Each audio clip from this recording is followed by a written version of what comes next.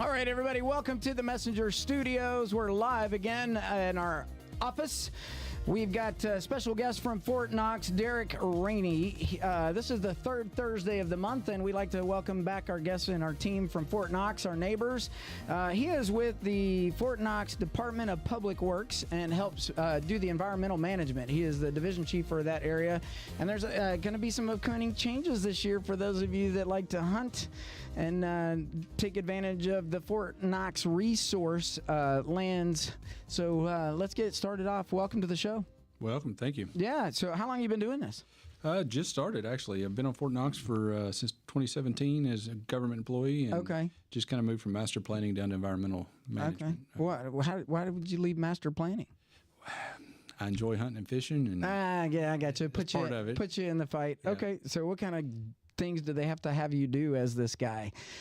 Who's this guy? Yeah, this guy. Yeah. So we do everything from compliance, natural resources, cultural resources, and then we also manage the recycle center, quality recycle program of Fort Knox. Okay. Yep. Well, so recycle center. Yep. As part of you? Yeah. Okay. Well, you're partnered with Meade County right here pretty well. Yeah. Yep. Y'all still smashing glass? We ship glass. We're not smashing. We're shipping glass to Meade County.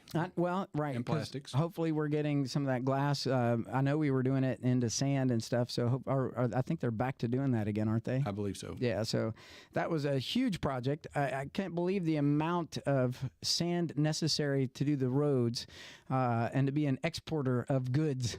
Right. I think it's good. Good. And a lot of bottles come out of MWR that need to get smashed. So. Yeah, you would be shocked at how much plastics. We also do a recycle program to recycle lids on Fort Knox, and we use those to make benches. We do buddy benches, and we sorted 5,000 pounds just last week as a group. We kind of did it as a team building project. We all went out and helped sort plastic. Yeah, well, hey, I'll put a team project together. We'll come sort some plastic. That'd be an interesting. I don't think that my team would be happy with me afterwards, but it'd be good. So let's talk about some of these. Give me the background. Why are we going to have to experience some of these changes? So Fort Knox, like everybody else, since 2020, overheads increased, maintenance costs have increased, staffing prices have increased, and with hunt control, fish stocking prices are now increasing, wage rates are increasing. And to do that also, iSportsman is the program that we use to let people register and get permits and sign in, sign out of the installation when doing their hunting and fishing activity on the installation. All those fees are going up. Our fees have stayed steady for about 5 years now, and the increases we can't keep eating them. It's the program could start declining in quality, so we decided to keep the quality up the program. That we're going to increase our fees slightly to be able to keep supporting the units on the installation as well as the civilians that come out, and it's majority civilians coming in more than military there on the installation hunting and fishing.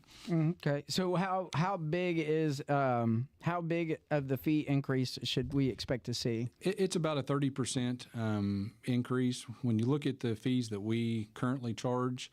What is the current fee right now? So current fees they vary depending on your activity. So some of the current fees, fishing previous to the increase was $17. That's going to increase to $22. Okay. Small game went from $17 to $22. A combo hunting and fishing increased from $27 to $35.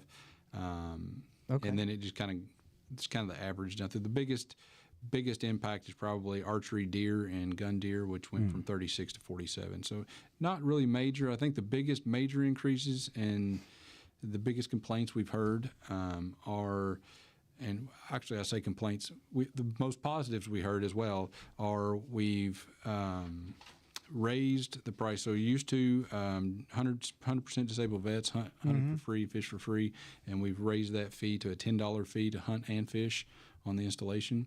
So that we've had some pushback on that, which is similar to other installations, and for what we provide, we feel like it's a fair service.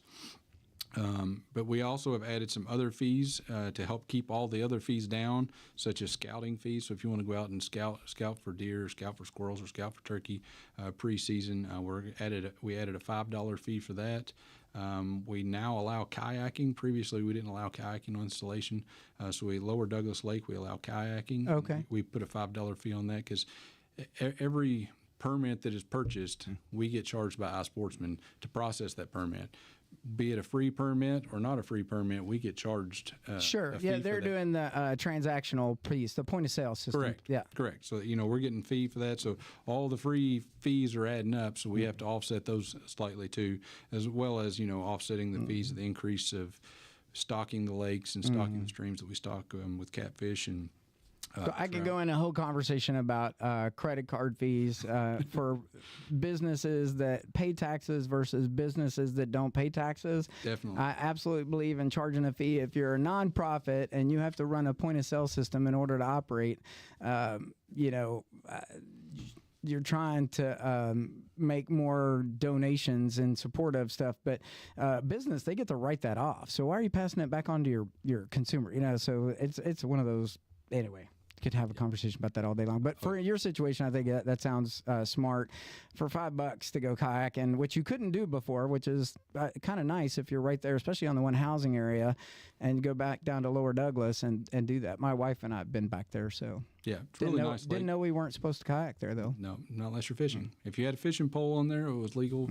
Oh, okay. Now we've made it to where you can actually just kayak up. Oh, all right. So that's what we were doing. So Yeah. Yeah, previously you were fine as long as you had a fishing pole on the boat. Interesting. Okay. What about, is it the Salt River that runs through there? Wouldn't that be neat if we could go there too? But that touches too many cantonment areas that are protected, I would say. Yep. Okay. Well, I tried for you guys. All right. So, Meade County, right? You're working out there. You see all this beautiful land. How many of our folks in Meade County do you think go out there and hunt? I couldn't tell you. I mean, there's probably a statistic that we could pull to get you a count, but we do know that the non-affiliated civilians are the one that support the program more than anything. And when I say support the program, you're looking at cost us about $28,000 a year just to pay the iSportsman's fee, and on top of that, to support the hunting program itself, those fees actually pay for two individuals, one full-time and one part-time, to process the stuff in iSportsman's, to answer the emails that come in on iSportsman, and then if you come into the office there at the Hunt Control office, they're the ones there that you get to see day in and day out. You're paying their salaries to support you while you're out hunting and fishing. Right, general administration. I'm with you. So that's exciting.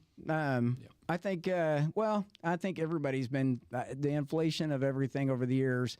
I had to do the same thing when I took over the newspaper because I hadn't had a rate increase in 8 years, and the printing costs are just not going down. That's just not going to happen. So, what are some things that you would advise folks that are looking to get into it, and if they wanted to know how to, they've never knew that you could hunt on Fort Knox. In fact, a lot of Fort Knox borders Meade County, is starting near Otter Creek, I think. Correct. And the El Genie and all that, those relationships all the way moving towards like in and around Muldra and down the hill. So, yes, so you take, we're 109,000 acres. And in that 109,000 acres in Kentucky, we're touching Meade County, Bullitt County, and Hardin counties. And of that 109,000, about 65,000 of that are pristine recreational use acres, as training and mission supports those schedules. And we schedule that with the range complex of what ranges we can have open for hunting and which ones we can't. Same with the lakes, too. Some of them are open, some of them are closed. Is it hard to get to any of the fishing resources? Not really. I mean, there's a few that are out there. You got to be willing to drive once you get on the installation, but most, no, they're easy access. The biggest part is get on iSportsman, get your permit. If you're struggling with iSportsman, give the Hunt Control office a call, 502-624-7311. That's a shameless plug. No, I'm just kidding. It's a good plug. You're supposed to do that. Yeah. I'm teasing. Closing comments for everybody. Closing comments, we have upcoming hunting seasons. You're looking at youth turkey season is April 5th through the 6th. General spring turkey season is April 9th through May 4th. Squirrel season is May 17th to June 15th. Spring turkey hunting bag limits, 2 male turkeys with visible beards. Hunters who harvest can purchase a second turkey through their hunting permits. then there's diverse fishing all over the installation going on year-round that they can partake in. One other thing to note before we completely close is we have changed the hunt control hours for those that have been participating. We've changed that for Monday, Wednesday through Friday from 9 to 5:30. We're going to try to hopefully soon get the weekends back open. That's what we're going to try to do. During turkey season, we will be open during the weekend hours to support those turkey hunters that are out there on the weekend hunting. And then if the shortcomings and stuff continue with the government as they have thus far, we will do the same during deer season. We'll open it back up for the weekends to help support those hunters that want to come in on the weekends that can't hunt during the week. But yeah, no, it's highly encourage everybody to come out. Youth 15 and under are free. Come. We highly encourage to get the youngsters out there, get them hunting and fishing. There's many activities that they can do there on the installation. Bring them out. It's a good place to see a lot of animals. So yeah, get the youngsters out there and get them hunting and fishing. It's free. Yep. Free on Fort Knox. No worries. Well, I'm glad you guys could come in. It's always a highlight to highlight Fort Knox. It's something I actually take great pride in, especially after all the years of service. And to have good stewardship between our county and Fort Knox is always a plus. So thanks for what you do, and I'm glad you live in Meade County, right? Thank you. So I Great keep place telling to live. everybody, there's a lot of people that live in Meade County that work on Fort Knox, but there's a lot of cool stuff that happens on Fort Knox that's literally right down the road. Literally. And you don't have to go to Louisville or E-Town. You can go right to Fort Knox or Brandenburg or the other towns around in Meade County. We got lots of stuff going on.